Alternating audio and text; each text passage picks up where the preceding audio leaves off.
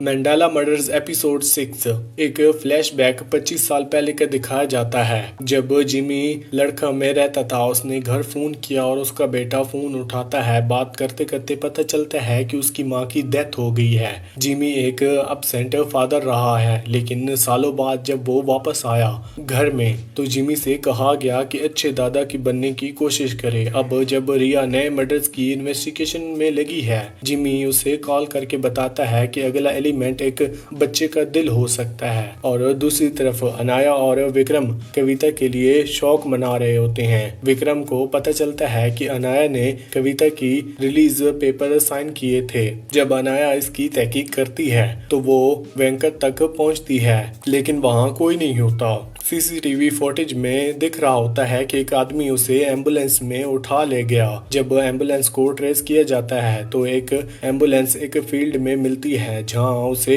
Automatic darts fire होते हैं। रिया को गांव भेज दिया जाता है सुपरविजन में, लेकिन रिया का गिल्ट उस छोटी लड़की के केस से अभी भी जिंदा है, इसलिए वो ऋत्विक को बचाने के लिए फैसला करती है। एक हिम्मत भरे मूवमेंट में वो एम्बुलेंस के अंदर जाती है और ऋत्विक को बचाकर बाहर ले आती है। इस वजह से अनाया उसके लिए थैंकफुल फील करती है। जब रिया फील्ड में ऋत्विक को बचा रही होती है तब विक्रम वेंकट के ऑफिस जाता है। वहां उसे डेस्क में एक सीक्रेट कंपार्टमेंट मिलता है जिसमें कविता की कुछ पुरानी चीजें और एक घर का फ्लेयर होता है। इस लीड को फॉलो करते हुए विक्रम एक जगह पहुंचता है जहां वेंकट कविता के फ्लैट की पुरानी फुटेज देख रहा होता है। दोनों के बीच झामाझाम होती है और वेंकट कन्फेस करता है कि वो कविता से तब से प्यार करता है जब से वो 12 साल की थी। वेंकट कहता है कि जब उसने जिंदगी में कुछ बन लिया,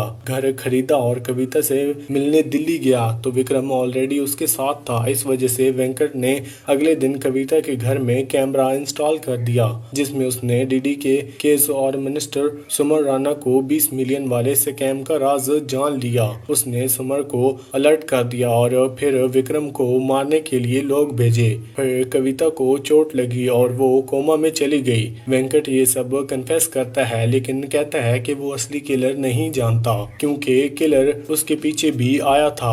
ऋत्विक बच जाता है तो लगता है कि अब सब ठीक हो गया, लेकिन किलर का टारगेट ऋत्विक नहीं था।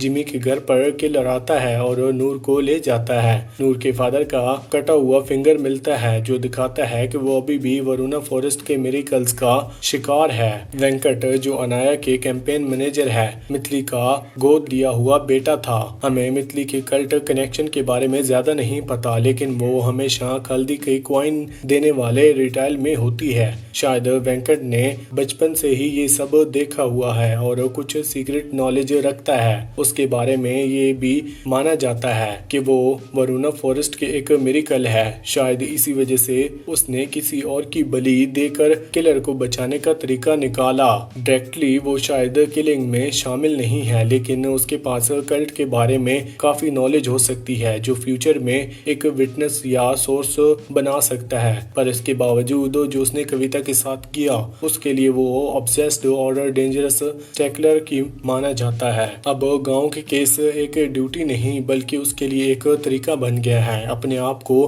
प्रूव करना। जब प्रेडिट जैसे सीनियर ऑफिसर एक्शन लेने से कतरा रहे हैं तब रिया अपने दिल की सुनती है। वो बिना डरे एम्बुलेंस के अंदर घुस जाती है, ऋत्विक को बचा लेती है। शायद इसी एक हीरोइक मूवमेंट से अनाया के सब क्वेश्चन का जवाब मिल जाता है। जब वो ऋत्विक को बचा लेती है उसी वक्त हमें दिखता है कि वो छोटी बच्ची जिसका भूत उसे दिखाई देता था एक शांत मुस्कुराहट के साथ रिया की नजरों से दूर चला जाता है, यानी कि अब वो उसे दिखाई नहीं देगा। ऋत्विक तो बच गया, लेकिन किलर नूर को ले जाता है। केस अभी भी रिया के जर्नलिज्म में है और ये नया हादसा उसके लिए एक और इमोशनल झटका बन जाता है। एक और छोटी लड़की जिसे वो नहीं बचा पाई। पहले लगा था कि इन्वेस्टिगेशन हो गई, लेकिन अब लगता है कि ये बस सिर्फ एक नई गिरफ्त का स्टार्ट है। किलर ने ऋत्विक को बस एक डिस्ट्रैक्शन के लिए यूज किया था, असली टारगेट तो नूर थी।